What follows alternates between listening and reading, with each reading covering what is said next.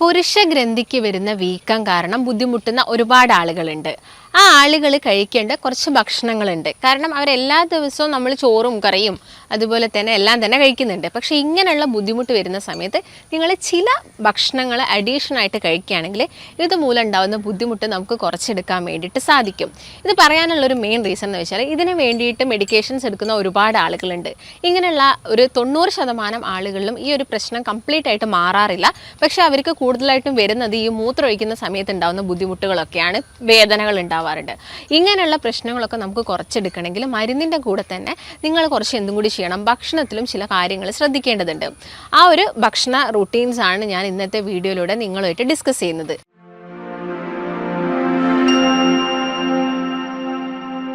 നമസ്കാരം, ഞാൻ ഡോക്ടർ ഭാഗ്യ, Q1B health കെയറിലെ Ayurveda ഡോക്ടറാണ്.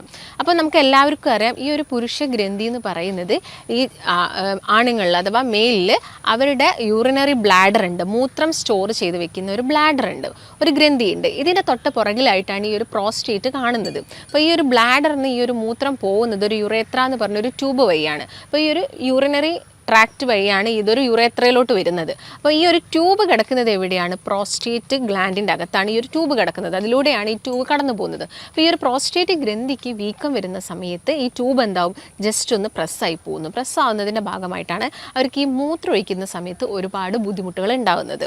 അപ്പോൾ പണ്ട് കാലത്തൊക്കെ ആണെങ്കിൽ ഒരു 50 വയസ്സ് അല്ലെങ്കിൽ ഒരു 60 വയസ്സ് കഴിഞ്ഞ പ്രായം ചെന്ന ആളുകളിലായിരുന്നു ഇത് കൂടുതലായിട്ടും കണ്ടുവരുന്നത്.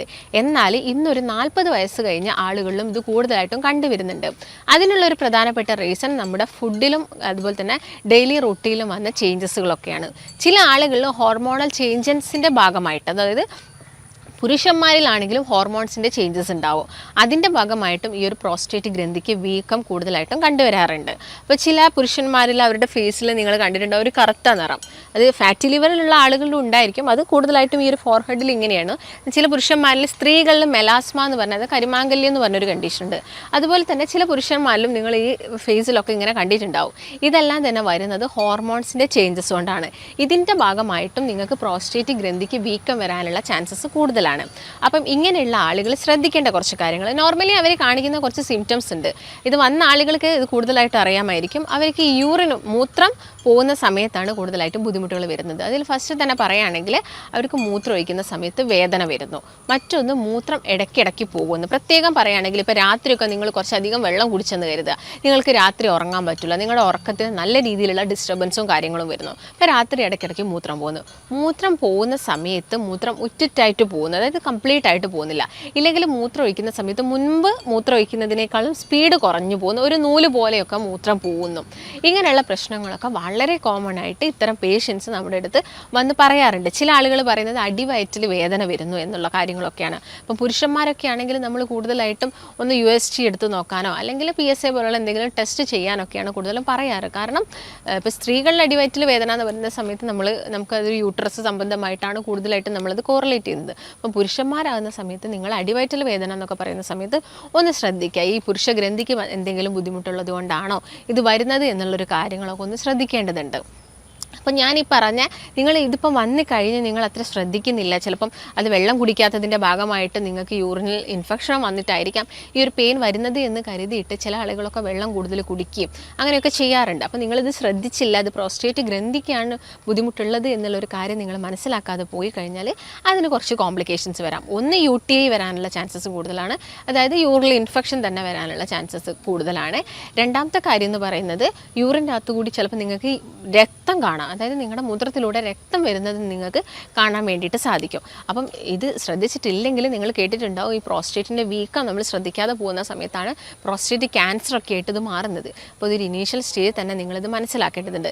ചില ആളുകൾക്ക് കിഡ്നി ഫെയിലിയേഴ്സ് അല്ലെങ്കിൽ കിഡ്നിക്ക് എന്തെങ്കിലും അസ്വസ്ഥതകളും കാര്യങ്ങളൊക്കെ കണ്ടുവരാറുണ്ട്.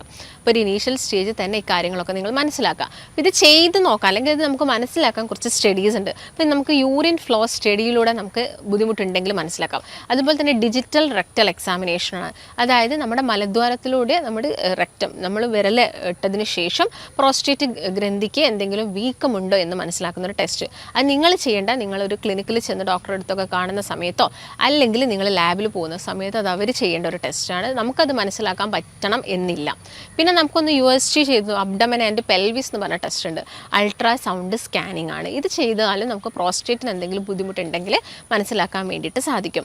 പിന്നെ നമുക്ക് ചെയ്ത് നോക്കാം, വേണമെങ്കിൽ നമുക്ക് MRIക്കും നമുക്ക് വേണമെങ്കിൽ സജസ്റ്റ് ചെയ്യാവുന്നതാണ്.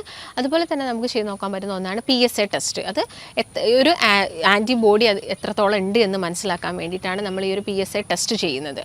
അപ്പം ഇതൊക്കെ നമുക്ക് എന്ത് ചെയ്യാൻ പറ്റും, നമുക്കൊരു ലാബിൽ പോയി കഴിഞ്ഞാൽ നമുക്കിത് ചെയ്ത് നോക്കാൻ പറ്റുന്നതാണ്. അപ്പം ഇങ്ങനൊരു ടെസ്റ്റും കാര്യങ്ങളൊക്കെ നിങ്ങൾ ഡയറക്റ്റ് പോയി ചെയ്യുന്നതിലും നല്ലത് നിങ്ങളൊരു ഡോക്ടറിൻ്റെ അടുത്ത് പോയിട്ട് ഡോക്ടറിൻ്റെ നിർദ്ദേശപ്രകാരം നിങ്ങൾ ആ ഒരു ടെസ്റ്റ് ചെയ്യുന്നതാണ് എപ്പോഴും നല്ലത്. അപ്പോൾ ഇങ്ങനെയുള്ള ആളുകൾ ഭക്ഷണത്തിൽ എന്തൊക്കെ ശ്രദ്ധിക്കണം, ഞാൻ പറഞ്ഞ പോലെ തന്നെ ഇന്നത്തെ ഒരു ജീവിത സാഹചര്യം വെച്ചിട്ട് നമ്മുടെ ഫുഡ് എന്ന് പറയുന്നത് കൂടുതലും പുറത്തുനിന്നായതുകൊണ്ട് തന്നെ നമ്മൾ കൂടുതലായിട്ടും ഫാസ്റ്റ് ഫുഡും കാര്യങ്ങളൊക്കെ തന്നെയാണ് കഴിക്കുന്നത്. അതെല്ലാം തന്നെ കുറയ്ക്കുമ്പോൾ തന്നെ ഇങ്ങനെയുള്ള പ്രശ്നങ്ങൾ കുറയാറുണ്ട്. പിന്നെ ഈ പാലുൽപ്പന്നങ്ങൾ കൂടുതലായിട്ട് കഴിക്കുക, അതുപോലെ തന്നെ ഫ്രൈഡ് ആയിട്ടുള്ളത് കൂടുതലായിട്ടും കരിച്ചതും അതുപോലെ തന്നെ പൊരിച്ചതുമായിട്ടുള്ള ഫുഡ് നിങ്ങൾ കഴിക്കുന്നുണ്ടെങ്കിലൊക്കെ ഇങ്ങനെയുള്ള പ്രശ്നങ്ങൾ വരാനുള്ള ചാൻസസ് ഉണ്ട്. അപ്പോൾ അതൊക്കെ പരമാവധി നിങ്ങൾ ഒഴിവാക്കിയിട്ട് നമ്മൾ എങ്ങനെയായിരുന്നോ, നമ്മുടെ ഫോർഫാദേഴ്സ് എങ്ങനെയായിരുന്നോ, നമ്മുടെ പൂർവികർ എങ്ങനെയായിരുന്നോ ജീവിച്ചിരുന്നത് അതുപോലുള്ളൊരു ഫുഡ് റൂട്ടീനും കാര്യങ്ങളൊക്കെ ഫോളോ ചെയ്യുകയാണെങ്കിൽ ഇങ്ങനെയുള്ള പ്രശ്നങ്ങളൊക്കെ നമുക്കൊരു പരിധി വരെ കുറച്ചെടുക്കാൻ വേണ്ടിയിട്ട് സാധിക്കാറുണ്ട്. അപ്പോൾ ഇത് ശ്രദ്ധിക്കാതെ പോകുന്ന സമയത്ത് ചില ആളുകൾ ഇതിന് വേണ്ടിയിട്ട് സർജറിയൊക്കെ ചെയ്യാറുണ്ട്. അപ്പോൾ ആദ്യം തന്നെ നമ്മളിത് ശ്രദ്ധിച്ച് പോവുകയാണെങ്കിൽ മറ്റുള്ള ബുദ്ധിമുട്ടുകളൊന്നും നമുക്ക് ഉണ്ടാക്കുന്നില്ലെങ്കിൽ നമുക്ക് ഫുഡിലും അതുപോലെ തന്നെ ചെറിയ ചെറിയ മെഡിക്കേഷൻസിലൂടെ തന്നെ ഇത് നമുക്ക് എന്ത് ചെയ്യാൻ പറ്റും, പ്രശ്നങ്ങളൊക്കെ നമുക്ക് ക്യൂർ ചെയ്യാൻ വേണ്ടിയിട്ട് സാധിക്കും. അപ്പോൾ നിങ്ങൾ ഫുഡിൽ എന്തൊക്കെ കാര്യങ്ങൾ കഴിക്കണം. ഇപ്പോൾ മെയിനായിട്ട് പറയുന്നത് ഒന്ന് എള്ളാണ്.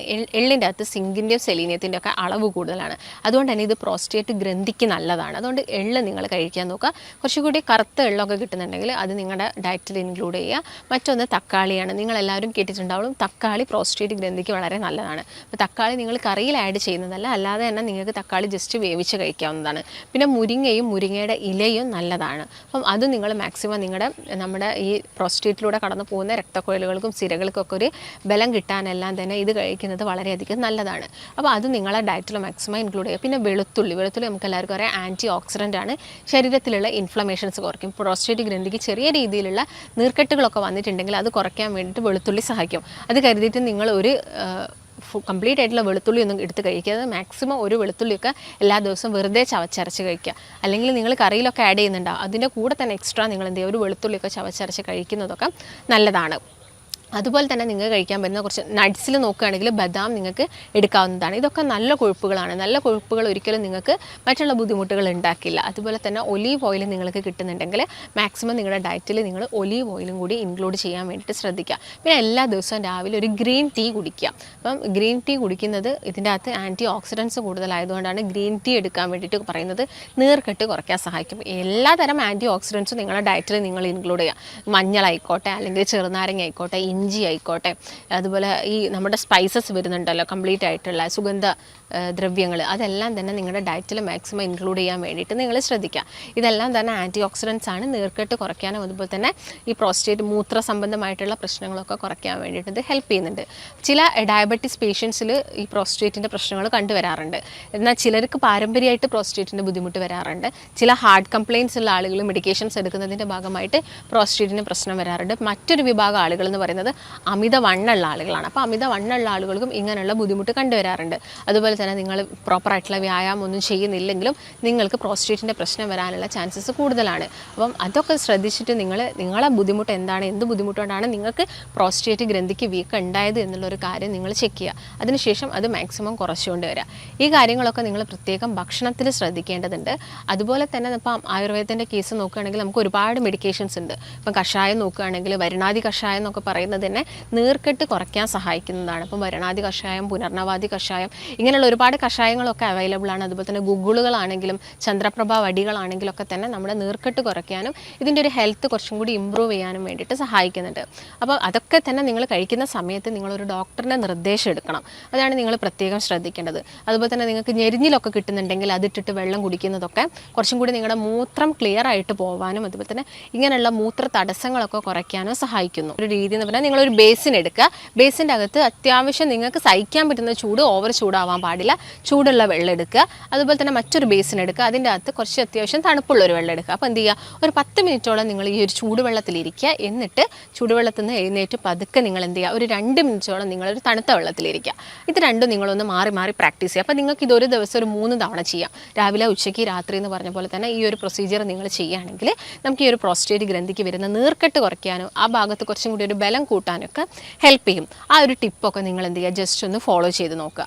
അപ്പം നിങ്ങൾ ഇങ്ങനെയുള്ള ബുദ്ധിമുട്ടുകൾ അനുഭവിക്കുന്ന ആളുകളാണെങ്കിൽ ഞാൻ നേരത്തെ പറഞ്ഞ പോലെ തന്നെ കംപ്ലീറ്റ് ആയിട്ട് നമുക്ക് ക്യൂർ ചെയ്യാൻ പറ്റുമെന്ന് ഒരിക്കലും നമുക്കത് ഉറപ്പ് കൊടുക്കാൻ പറ്റില്ല. പക്ഷേ നമുക്ക് ഇതിൻ്റെ പ്രശ്നങ്ങളൊക്കെ ഒരുപാട് വളരെയധികം നമുക്ക് കുറച്ചെടുക്കാൻ വേണ്ടി സാധിക്കും. അതുപോലെ തന്നെ സർജറിക്കൊക്കെ നമുക്ക് പോകുന്ന ആളുകൾക്കൊക്കെ ആണെങ്കിൽ അതൊക്കെ നമുക്ക് ഒഴിവാക്കി ഈ പ്രശ്നങ്ങളൊക്കെ പരിഹരിച്ച് മറ്റു ബുദ്ധിമുട്ടൊന്നും ഇല്ലാത്ത രീതിയിൽ ഇതൊരു ക്യാൻസർ സ്റ്റേജിലോട്ടൊന്നും മാറാതെ നമുക്കിത് ക്യൂർ ചെയ്ത് കൊടുക്കാൻ പറ്റുന്നതാണ്. അപ്പോൾ നിങ്ങളിങ്ങനെ ബുദ്ധിമുട്ട് അനുഭവിക്കുന്ന ആളുകളാണെങ്കിൽ താഴെ കാണുന്ന നമ്പറിൽ കോൺടാക്റ്റ് ചെയ്യുക. നമുക്ക് മറ്റൊരു നല്ല ഹെൽത്ത് ടോപ്പിക്കായിട്ട് വീണ്ടും കാണാം. നന്ദി.